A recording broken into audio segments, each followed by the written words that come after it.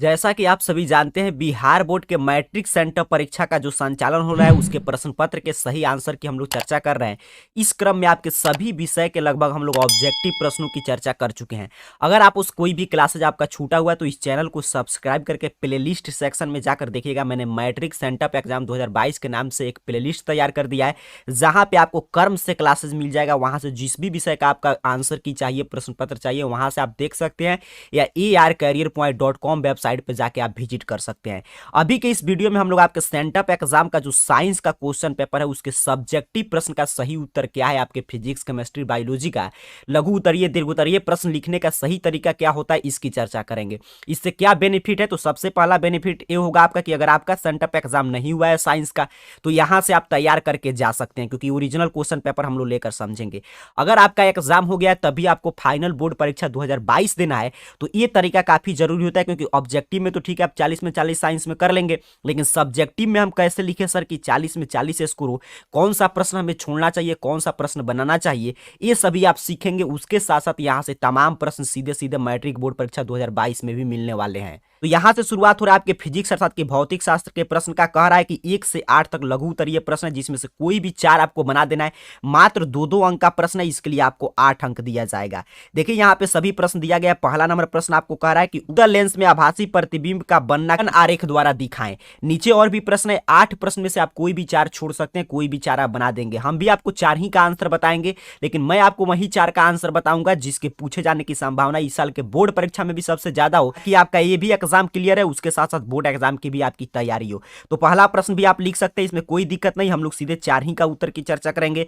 दूसरा नंबर प्रश्न देखिए, कह रहा है कि गोलीय दर्पण की वक्रता त्रिज्या 20 सेंटीमीटर है, तो इसका फोकस अंतर क्या होगा। तो ये प्रश्न काफी महत्वपूर्ण है, काफी बार पूछा गया। चलिए देखते हैं, न्यूमेरिकल टाइप प्रश्न है, कैसे इसे आप बनाएंगे। इसको बनाने के लिए प्रश्न बहुत बार पूछा गया। आपको सिंपल सा फॉर्मूला A बराबर R/2 अगर मालूम है तो इसे आप आसानी से बना सकते हैं। देखिए आपको ऐसे लिखना है कि जहां R का मान अर्थात की त्रिज्या, वक्रता त्रिज्या का मान दिया था 20 सेंटीमीटर, हमें फोकस लेंथ निकालना था, तो F बराबर कितना होता है R/2, F बराबर 20/2, तो 10 सेंटीमीटर। प्लस माइनस आपको कुछ नहीं लगाना है, क्योंकि सीधे सवाल में गोलीय दर्पण पूछा है। तो यहाँ पे देख लीजिए, ऐसे आप बना देना है। मात्र इतना छोटा सा सवाल है, आपको 2 अंक मिल जाएगा। ये आपका ए प्रश्न कंप्लीट हुआ। अगला प्रश्न आपसे कह रहा है कि उस दर्पण का नाम बताइए जो किसी वस्तु का सीधा तथा आवर्धित प्रतिबिंब बना सकता है। चलिए ये भी प्रश्न महत्वपूर्ण है, इसका भी आंसर देखते हैं। तो इसका उत्तर आपको ऐसे ही 2 लाइन में लिख देना है। 2 अंक का प्रश्न है, आप लिख देंगे कि उस दर्पण का नाम क्या है, अवतल दर्पण, कॉनकेव मिरर।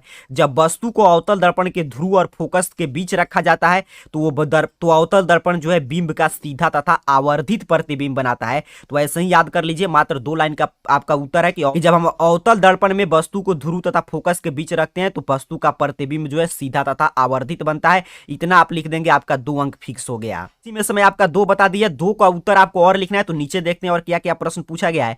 तो अगला प्रश्न है, सौर ऊर्जा का क्या महत्व है। बिल्कुल आसान प्रश्न है, आप लिख सकते हैं। नेक्स्ट प्रश्न है, 5 नंबर प्रश्न आपसे कह रहा है कि ओम के नियम को लिखें। और अगला प्रश्न है, विद्युत बल्ब में निष्क्रिय गैस क्यों भरा जाता है। तो ये 2 मैं बता दे रहा हूं, 2 ऊपर मैंने बता दिया, 2 ये आप लिख देंगे, 4 अंक हो जाएगा। आपका 4 प्रश्न हो गया, 8 अंक आपका एक कंप्लीट हो जाएगा। तो चलिए इस 2 प्रश्न का सही आंसर क्या होगा देखते हैं। ओम का नियम आपको याद होगा, बिल्कुल आसान, लेकिन हर साल के लिए VVI प्रश्न रहता है। आपको इस तरह लिख देना है कि यदि किसी चालक की भौतिक अवस्थाएं जैसे ताप आदि में कोई परिवर्तन न हो तो उसके सिरे पर लगाया गया विभवांतर उससे प्रवाहित विद्युत धारा के अनुक्रमानुपाती होता है। V समानुपाती I अथवा V बराबर IR, जहां R एक नियतांक है जिसे हम प्रतिरोध कहते हैं। तो इतना देख लीजिए, यहाँ पे स्क्रीनशॉट आप लेकर भी लिख सकते हैं। इतना आप लिख दीजिएगा, इसका भी उत्तर आपका कंप्लीट हो जाएगा। ओम का नियम इसे याद रखना है आपको फाइनल बोर्ड एग्जाम के लिए भी। और एक प्रश्न और पूछा था विद्युत बल्ब से कि विद्युत बल्ब में निष्क्रिय गैस क्यों भरा जाता है। तो ये उत्तर आप लिख देंगे, आपका 4 अंक कंप्लीट हो जाएगा। तो देखिए आपको उत्तर कुछ इस तरह लिखना है कि विद्युत बल्ब में टंगस्टन का फिलामेंट में हवा माध्यम में विद्युत धारा प्रवाहित की जाए तो यह हवा के ऑक्सीजन से ऑक्सीकृत होकर भंगुर हो जाएगा और टूट जाएगा। इसलिए फिलामेंट को टूटने से बचाने के लिए कांच के बल्ब के अंदर हवा को निकालकर निष्क्रिय गैस भर दिया जाता है। गैसों को निम्न दाब पे भरा जाता है जिससे कि संवहन द्वारा ऊष्मा की हानि न्यूनतम हो, अर्थात कि फिलामेंट नहीं टूटे, इसको बचाने के लिए विद्युत बल्ब में क्या भरते हैं हम लोग, निष्क्रिय गैस। तो उत्तर का स्क्रीनशॉट लेकर या रोक रोक कर आप लिख सकते हैं। इतना आपको लिख देना है, आपका ये भी 2 अंक कंप्लीट हो गया। इस तरह आप 4 प्रश्न जो मैंने बताया आप लिख देंगे, आपका 8 अंक कंप्लीट हो जाएगा। जाएगा। 2-2 अंक का प्रश्न था। आगे भी देखिए प्रश्न है, ग्रीन हाउस गैस जो CO2 के कारण उत्पन्न होता है, ये भी आप लिख सकते हैं। बोल्ट का परिभाषा भी आप लिख सकते हैं, भी मन में आए वो लिख सकते हैं, लेकिन 4 प्रश्न बता दिया जो महत्वपूर्ण था। आगे देखिए नेक्स्ट प्रश्न आपसे पूछ रहा है कि इन दीर्घ उत्तरीय प्रश्न है, जिसमें 9 और 10 पर दीर्घ उत्तरीय प्रश्न है, 6 अंक का प्रश्न है। इसका बड़ा उत्तर आपको लिखना पड़ेगा। तो इसी में कह रहा है कि इंद्रधनुष क्या है, इसका निर्माण कैसे होता है, सचित्र वर्णन करें। अर्थात कि इंद्रधनुष किसे कहते हैं, उसका निर्माण कैसे होगा, उसका चित्र आपको बना देना है, आपको 6 अंक मिल जाएगा। या दूसरा प्रश्न आपसे पूछा है कि विद्युत मोटर का एक स्वच्छ और नामांकित आरेख खींचे, इसका सिद्धांत तथा कार्यविधि स्पष्ट करें। मैं आपको पहला इंद्रधनुष वाला प्रश्न बता दे रहा हूं, दूसरा भी काफी महत्वपूर्ण है, लेकिन मैं क्यों नहीं बता रहा हूं, क्योंकि आप अगर इस चैनल के रेगुलर व्यूअर हैं तो आपको ये प्रश्न मालूम होगा। मैं आपको टॉपर सीरीज में इसका उत्तर लिखा दिया था, तो वहां से आप देख सकते हैं। आपको एक ही उत्तर लिखना है, तो चलिए मैं पहला का उत्तर आपको बता दे रहा हूं। तो देखिए इंद्रधनुष के बारे में ऐसे आपको लिखना है, यहाँ पे आप पूरा देख पा रहे हैं, यहाँ पे बड़ा सा उत्तर होगा, यहाँ पे आप स्क्रीनशॉट लेकर भी इसे लिख सकते हैं। पूरा यहाँ तक आपको लिखना पड़ेगा, फिर ये चित्र आपको बनाना पड़ेगा, फिर ये नीचे जो यहाँ तक दिखाई दे रहा है यहाँ तक आपको इंद्रधनुष पूरा लिखना पड़ेगा, तभी आपको 6 अंक मिलेगा। कुल मिलाकर आइए समझते हैं कैसे आपको लिखना है। तो वर्षा के पश्चात आकाश में सूर्य प्रकाश की उपस्थिति में जल के सूक्ष्म कण में दिखाई देने वाला इंद्रधनुष एक प्राकृतिक स्पेक्ट्रम है। इंद्रधनुष का बनना प्रकाश के परिक्षेपण क्रिया का परिणाम है। वायुमंडल में उपस्थित वर्षा की बूंदों से प्रकाश के अपवर्तन तथा पूर्ण आंतरिक परावर्तन के पश्चात विक्षेपित होने से इंद्रधनुष का निर्माण होता है। अर्थात प्रकाश के अपवर्तन, पूर्ण आंतरिक परावर्तन तथा विक्षेपण का संयुक्त प्रभाव के कारण इंद्रधनुष का निर्माण होता है। इंद्रधनुष सदैव सूर्य के विपरीत दिशा में विपरीत चाप के रूप में दिखाई देता है। अर्थात कि इंद्रधनुष आपके जो बारिश होगा उसके बाद जो भी वर्षा का सूक्ष्म कण वायुमंडल में उपस्थित रहते हैं, उन्हीं के अपवर्तन, पूर्ण आंतरिक परिवर्तन और प्रकाश के विक्षेपण के क्रिया से आपको इंद्रधनुष का निर्माण दिखाई देगा। उसके बाद बोला था चित्र बनाना है, तो ये चित्र आप बना देंगे। और नीचे जो यहां तक दिखाई दे रहा है कि इंद्रधनुष में कैसे प्रिज्म के भांति परिवर्तन होता है, 7 रंग का, यहां तक आप लिख देंगे, आपका उत्तर कंप्लीट हो जाएगा। स्क्रीनशॉट ले लीजिए। पिक्चर आपको जरूर बनाना है क्योंकि 6 अंक का प्रश्न है। इस तरह कंप्लीट हो गया आपका फिजिक्स पार्ट, आपको कंप्लीट कर देना है। ऑब्जेक्टिव मैं पहले बता चुका हूं, इसी चैनल पे आप देख लीजिएगा। सब्जेक्टिव भी आपका कंप्लीट हुआ। चलिए केमिस्ट्री का फिर आपको सॉल्व करना पड़ेगा। तो केमिस्ट्री में भी आपको कह रहा है कि 11 से 18 तक लघु उत्तरीय प्रश्न है, 8 प्रश्न पूछा गया है, जिसमें से 4 का आपको जवाब देना है, 2-2 अंक का प्रश्न है। तो पहला प्रश्न कह रहा है कि इसमें भी मैं वही आपको बताऊंगा, 4 प्रश्न मैं आपको लिखा दूंगा, लेकिन वही जो बोर्ड परीक्षा में भी काम आए और यहाँ पे भी काम आए। तो पहला प्रश्न कर रहा है ओजोन स्तर का क्या महत्व है, तो आप लिख सकते हैं ओजोन स्तर है तभी आपका सूर्य का पराबैंगनी किरण से हम लोग का रक्षा हो पाता है, तो ये आप लिख सकते हैं। लिटमस विलियन के बारे में क्या आप जानते हैं, ये भी आप लिख सकते हैं। लिटमस विलियन से हम लोग अम्लीय क्षारीय पता करते हैं, तो ये भी आप लिख सकते हैं 12 नंबर का। 13 नंबर प्रश्न काफी महत्वपूर्ण है, इसका उत्तर मैं आपको लिखा दे रहा हूं। कह रहा है कि सोडियम हाइड्रोजन कार्बोनेट अर्थात कि NaHCO3 बेकिंग सोडा का कोई 2 उपयोग लिखिए। NaHCO3 अर्थात कि बेकिंग सोडा का सिर्फ हमें उपयोग लिखना है, तो ये सब आपको लिखने की आवश्यकता नहीं है। सिंपल आप लिख सकते हैं कि बेकिंग सोडा का रासायनिक नाम NaOHCO3 है और जिसका रासायनिक नाम सोडियम बाइकार्बोनेट है, और इसके 2 उपयोग निम्नलिखित है। क्योंकि 2 अंक का ही प्रश्न है, आपको ज्यादा नहीं लिखना है, जितना पूछा जाए उतना ही लिखना चाहिए, तभी अंक मिलता है। आपको 2 ही उपयोग यहाँ पे लिख देना है। पहला उपयोग क्या होता है कि इसका उपयोग बेकिंग पाउडर बनाने में किया जाता है। दूसरा उपयोग पेट के खराबी की अवस्था में औषधि का कार्य करता है। तीसरा भी लिख सकते हैं कि इसे अग्नि निवारक यंत्र में भी भरा जाता है। तो इसी का आपको बस इतना ही आप लिख देंगे, आपका उत्तर कंप्लीट हो जाएगा। चलिए केमिस्ट्री का मैं आपको एक उत्तर लिखा दिया, कोई भी आप लिख सकते हैं। मैं जो उत्तर बता रहा हूं महत्वपूर्ण प्रश्न है आपके मैट्रिक बोर्ड परीक्षा 2022 के लिए भी। अगला प्रश्न अपने से पूछा है कि रासायनिक समीकरण को संतुलित करें। 2 अंक का प्रश्न, इसीलिए 2 रासायनिक समीकरण दिया गया है, इसको आपको संतुलित कर देना है। यहाँ पे देखिए आपसे एक HNO3 वाला पूछा था, एक NaOH वाला, तो सिंपल सा आपको HNO3 के पहले 2 लगा देना, यहाँ पे ध्यान से देख लीजिए, और इधर इस साइड में आपके उत्पाद के साइड में H2O के पहले 2। यही काम आपको दूसरे में करना है। NaOH में भी यहाँ पे 2 लगाना है, फिर H2O में 2। बस बिल्कुल आसान टाइप, क्योंकि 2 अंक का प्रश्न है। यहाँ पे देख लीजिए यही 2 प्रश्न है, दोनों टाइप H2O में के पहले आपको 2 लगाना है और फिर पहले वाले अभिकारक के पहले आपको 2 लगा देना है, समीकरण संतुलित हो जाएगा। बिल्कुल यही प्रश्न NCERT का पूछा गया है। चलिए ये भी आपका कंप्लीट हुआ। मैं आपको 4 प्रश्न जरूर बताऊंगा ताकि आपका कोई भी अंक कम नहीं आए।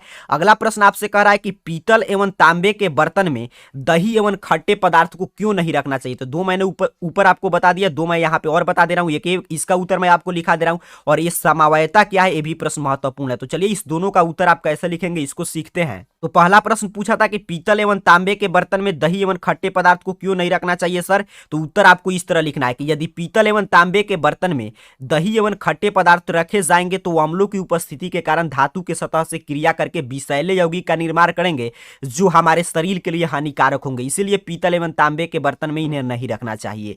यहाँ पे देख लीजिए क्यों नहीं रखते हैं, क्योंकि उसमें अम्ल होता है और अम्ल जो है धातु के साथ अभिक्रिया करके आप जानते हैं विषैले यौगिक का निर्माण करेंगे जो हमारे शरीर के लिए हानिकारक होता है, इसलिए पीतल तथा तांबा के बर्तन में दही या कोई भी खाटा पदार्थ हमको नहीं रखना चाहिए। इतना आपको लिख देना है, उत्तर इसका कंप्लीट हो जाएगा। एक प्रश्न का आपको और उत्तर लिखना था, तो उसका अगला प्रश्न था समवायता क्या है। तो देखिए समवायता जो है कार्बनिक यौगिकों में पाई जाने वाली वैसी घटना है जिसमें एक ही अणु सूत्र के विभिन्न यौगिकों का बोध होता है, जिनके गुण में अंतर पाया जाता है। एक ही अणु सूत्र में व्यक्त होने वाले यौगिक समवायी कहलाते हैं और यह घटना क्या कहलाता है, समवायता आइसोमोरिज्म। यहां पे लिख सकते हैं, एक उदाहरण भी दिया गया है C2H6O का कि कैसे एक गुण में अंतर इनका पाया जा रहा है लेकिन संरचना सूत्र इनका बिल्कुल समान है। तो ये पूरा स्क्रीनशॉट लेकर आपको लिख लेना है, ऐसे आप लिख देंगे इसका उत्तर कंप्लीट हुआ और इसके साथ साथ आपका केमिस्ट्री का लिख दिए 8 अंक आपको मिल गया। को आगे पूछा था कि केक तथा पावरोटी बनाने में बेकिंग सोडा का उपयोग क्यों किया जाता है, ये भी आप लिख सकते हैं। साबुन क्या है, कोई भी आपको लिख देना है, मैं 4 आपको उत्तर लिखा दिया हूं। अब मिलेगा आपको दीर्घ उत्तरीय प्रश्न, इसमें पहला पूछ रहा है 2 दीर्घ उत्तरीय प्रश्न है, 5 ही अंक का है, इसका दोनों में से कोई एक का उत्तर लिखना है। तो पहला है साबुन और अपमार्जक में अंतर बताइए। चलिए मैं इसी का उत्तर आपको लिखा दे रहा हूं। दूसरा प्रश्न क्या है उसको भी देख लेते हैं। तो कह रहा है जल संरक्षण एवं जल प्रबंधन के लिए क्या किया जाना चाहिए, दोनों में से कोई आपको एक ही लिखना है। साबुन और अपमार्जक में अंतर ही आप लिखिए क्योंकि ये महत्वपूर्ण है, काफी इसको याद कर लेना है, बोर्ड परीक्षा में भी इसके पूछे जाने की संभावना बना रहता है। तो ऐसे बॉक्स बना के आपको अंतर लिख देना है कि साबुन के साइड में लिखिएगा कि ये सोडियम एवं पोटेशियम के उच्च वाष्पीय अम्लों के लौड़ से बनते हैं, कि वाष्पीय अम्लों में 16 से 18 कार्बन परमाणु होते हैं। और यही अपमार्जक में आपको लिखना है कि ये लंबी श्रृंखला वाले बेंजीन सल्फोनिक अम्ल का सोडियम लौन है तथा लंबी श्रेणी वाले एल्काइल हाइड्रोजन सल्फेट का सोडियम लौन होते हैं। एक अंतर हो गया, 5 अंक का प्रश्न था। दूसरा अंतर में लिखना है आपको इसका संरचना सूत्र की साबुन का जो है रासायनिक संरचना इस प्रकार होता है C15H32 COONA या C17H32 COONA साबुन का रासायनिक संरचना है। और वहीं पे अपमार्जक का रासायनिक संरचना ऐसे आपको लिख देना है, यहां पे आप देख पा रहे हैं। फिर तीसरे अंतर की बात करें कि अणु जो साबुन के होते हैं वो इस प्रकार से होते हैं और यहाँ पे इसके अणुसूत्र पूरा आप यहाँ पे देख लीजिए, इसी रूप में आपको अंतर लिख देना है। इस प्रश्न का उत्तर आपका कंप्लीट हो जाएगा। अगर आप लिख रहे होंगे तो वीडियो को रोककर लिख सकते हैं, स्क्रीनशॉट भी आप ले सकते हैं। इस प्रकार आपका केमिस्ट्री का भी आप पूरा क्वेश्चन सॉल्व कर लेंगे। देखिए मैं आपको पूरा बता दे रहा हूं, ऐसे अगर आप ऑब्जेक्टिव का क्लास देखेंगे तो आपको 40 ही बनाना है और सब्जेक्टिव मैं आपको लिखा दे रहा हूं, ऐसे आप याद कर लेंगे तो फाइनल बोर्ड एग्जाम में भी मैं बार बार बोल रहा हूं इसका मदद होगा। और उसके साथ साथ आपका सेंटअप एग्जाम में सोचिए ऐसे आप लिख के आते हैं तो आपका 80/80 अंक आराम से आएगा और 20 अंक प्रैक्टिकल, तो 100/100 आप स्कोर कर सकते हैं। अब जीव विज्ञान आपका शेष रहा, तो जीव विज्ञान के चलिए प्रश्नों की चर्चा करते हैं। इसमें कह रहा है कि आपका इसमें भी लघु उत्तरीय 8 पूछा गया, जिसे आपको 4 का जवाब देना, 2-2 अंक का है, 8 अंक इसके लिए आपको दिए जाएंगे। तो चलिए मैं 4 का उत्तर आपको सिखा दूंगा, प्रश्न पूरा हम लोग समझेंगे। पहला प्रश्न कह रहा है कि प्रकाश संश्लेषण से आप क्या समझते हैं, समीकरण दे। प्रकाश संश्लेषण जो आप क्रिया पढ़े होंगे जिससे कि पेड़ पौधे अपना भोजन बनाते हैं, तो वो आप लिख सकते हैं। दूसरा प्रश्न उसी तरह है कि आपके समजातीय श्रेणी क्या है, उदाहरण दे। ये भी प्रश्न आप लिख सकते हैं, कोई 4 ही का उत्तर लिखना है, मैं आपको 4 का लिखा दूंगा। अगला प्रश्न देखिए आपसे कह रहा है कि पोषण की परिभाषा दें, और ये प्रश्न मैं इसलिए लिखा रहा हूं क्योंकि यहाँ पे देखिए 2-2 बार पूछा है, एक बार और पूछा है कि पोषण क्या है, लेकिन दोनों में से आपको कोई एक ही लिखना है। तो इसका सीखते हैं कि कैसे आप उत्तर लिखेंगे। इस तरह आपको उत्तर लिखना है, आपको 2 अंक मिल जाएगा। पूछा था पोषण क्या है, तो वह समस्त प्रक्रम जिसके द्वारा जीवधारी बाह्य वातावरण से भोजन ग्रहण करते हैं तथा भोज्य पदार्थ से ऊर्जा मुक्त करके शरीर की वृद्धि करते हैं, उसे पोषण कहते हैं। ये पोषण का परिभाषा हो गया। इतना ही आपसे पूछा था, इतना ही आपको लिखना है पोषण क्या है। आगे आप थोड़ा सा और बता सकते हैं कि जीव में पोषण की 2 विधि होता है, अपोषी पोषण और परपोषी पोषण, लेकिन बस इससे ज्यादा आपको नहीं लिखना है क्योंकि जितना पूछा जाए उतना ही लिखना चाहिए। यहां तक आप लिख देंगे, आपका 2 अंक कंप्लीट हो जाएगा। इसका उत्तर देने के बाद आपसे नेक्स्ट पूछा है कि श्वसन और दहन में 2 अंतर लिखे। देखिए अंतर स्पष्ट करे वाले जहां पे प्रश्न मिले उसे जरूर लिखना चाहिए, क्योंकि अंतर स्पष्ट ऐसे आप बॉक्स बना के लिखते हैं तो इसमें क्या होता है, एग्जामिनर अच्छा से चेक करके अंक देता है, इसलिए मैं अंतर स्पष्ट करने वाले सभी प्रश्न आपको बता दे रहा हूं। तो श्वसन और दहन में 2 अंतर, चलिए इसको भी सीखते हैं। अंक का प्रश्न है, आपको उत्तर इसी तरह लिखना है, बॉक्स बना के श्वसन एक साइड में दहन। श्वसन का पहले परिभाषा लिख दीजिएगा कि शरीर के बाहर से ऑक्सीजन को ग्रहण करना तथा कोशिकीय आवश्यकताओं के अनुसार खाद्य स्रोत विघटन में इसका उपयोग श्वसन कहलाता है। तो यही ऑक्सीजन जो हमारे अंदर ग्रहण होता है और भोजन को जो पचाने में जो भी भूमिका निभाता है, उसके साथ साथ की आवश्यकताओं के लिए खाद्य को जो विघटन करता है उसे हम क्या बोलते हैं, श्वसन। फिर दहन का परिभाषा आपको लिख देना है कि जब कोई पदार्थ ऑक्सीजन की उपस्थिति में जलता है तो क्या कहलाएगा, दहन श्वसन, 2 ही अंक का प्रश्न था, 2 ही अंतर आपको लिखना है। दूसरा अंतर आपको लिखना है कि श्वसन में जो है ऊष्मा तथा प्रकाश की उत्पत्ति नहीं होती है, और वहीं पे दहन पे देख लीजिए, इसमें ऊष्मा तथा प्रकाश की उत्पत्ति होता है। तो इसी तरह बॉक्स बना के आप जरूर लिखिएगा, आपको 2 में 2 अंक मिल जाएगा। अगला है उत्सर्जन क्या है, उत्सर्जन के 2 प्रमुख अंक, तो ये भी आप लिख सकते हैं। मैं बोला मैं अंतर स्पष्ट करने वाला जरूर प्रश्न आपको बताऊंगा। अगला प्रश्न है कि पादप हार्मोन क्या है, और उसके नीचे धमनी और सीरा में कोई 2 अंतर लिखिए। ये दोनों प्रश्न आपके बोर्ड परीक्षा के लिए भी काफी महत्वपूर्ण है। चलिए इन दोनों प्रश्न का मैं आपको उत्तर लिखा दे रहा हूं, आपका 4 प्रश्न कंप्लीट हो जाएगा बायोलॉजी में भी। एक प्रश्न आपसे क्या पूछा था कि पादप हार्मोन क्या है, एनसीईआरटी का प्रश्न, इसलिए मैं बता रहा हूं क्योंकि फाइनल बोर्ड परीक्षा में पूछा जा सकता है। तो याद कर लीजिए, इस रूप में आपको आंसर लिख कर आना है कि वे विभिन्न प्रकार के रासायनिक पदार्थ जो पौधों में वृद्धि और विभेदन संबंधी क्रियाओं पर नियंत्रण करते हैं, उन्हें पादप हार्मोन कहते हैं। पादप हार्मोन अनेक प्रकार के होते हैं, जैसे ऑक्सिन, इथाइलिन, जिब्रेलिन, साइटोकाइनिन तथा एब्सिसिक अम्ल। इसी तरह आप इसका स्क्रीनशॉट लेकर भी लिख सकते हैं। इतना ही आपको लिख कर आ जाना है, 2 अंक कंप्लीट हो जाएगा। अगला प्रश्न आपसे पूछा था कि धमनी और सीरा में अंतर लिखे, तो देखिए आपको ये कोशिका वाला पार्ट नहीं लिखना है, आपको 2 ही बॉक्स बनाना है, और धमनी और सीरा में कोई 2 अंतर आप लिख सकते हैं क्योंकि 2 अंक का प्रश्न था। तो यहां पे समझ लीजिए, धमनी साइड में आपको पहला अंतर है कि इनकी दीवार तन्य मोटी तथा पेशी युक्त होता है, सीरा इसका दीवार पतला रेशेदार तथा तन्य होता है। फिर आपको धमनी में दूसरा अंतर लिखना है कि इनके अंदर की गुहिका छोटी होती है, वहीं पे सीरा में इनकी गुहिका बड़ी होती है।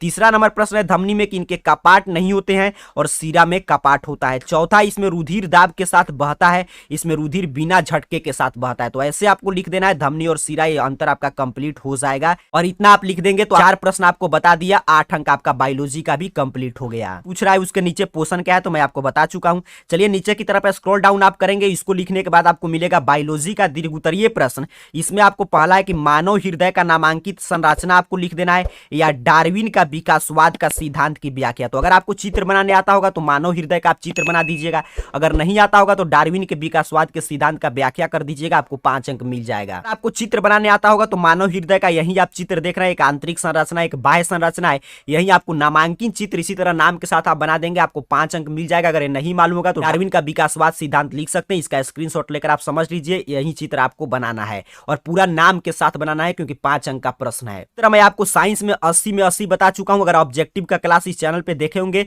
और ये सब्जेक्टिव भी ऐसे आप लिख देंगे, आपका 80 में 80 अंक आएगा। और कोई विषय का आपका एग्जाम होगा तो सभी का वीडियो में बोला अपलोड हो चुका है। मैट्रिक सेंटर परीक्षा 2022 के सभी विषय का प्रश्न पत्र, उसका सही आंसर की डाउनलोड करने के लिए आपको अपने मोबाइल का कोई भी ब्राउजर ओपन करना है और गूगल सर्च बॉक्स में आकर सिंपल सा इस चैनल का नाम AR कैरियर पॉइंट यहाँ पे आपके सामने शो कर रहा है, ऐसे आपको टाइप करके सर्च कर देना है। ऐसे ही आप AR कैरियर पॉइंट टाइप करके सर्च करेंगे, आपके सामने सर्च रिजल्ट आएगा और आपके सामने 2 वेबसाइट ओपन होगा, एक होगा arcareerpoint.in और दूसरा रहेगा arcareerpoint.com। तो जहां पे आपको ढूंढना है arcareerpoint.com वेबसाइट नजर आएगा, इस पे आपको क्लिक कर देना है। तो ही आप क्लिक करेंगे, आपके सामने कुछ इस तरह arcareerpoint.com वेबसाइट ओपन हो जाएगा। यहीं पे आपको नीचे की तरफ स्क्रॉल डाउन करना है और दूसरे नंबर पोस्ट पे आपको दिखाई देगा 10th सेंटअप एग्जाम आंसर की सभी विषय का, सिंपल सा आपको इस पोस्ट पे क्लिक कर देना है। ऐसे ही आप arcareerpoint.com वेबसाइट पे पहुंच के दूसरे number post 10th sent up exam answer की पे क्लिक करेंगे,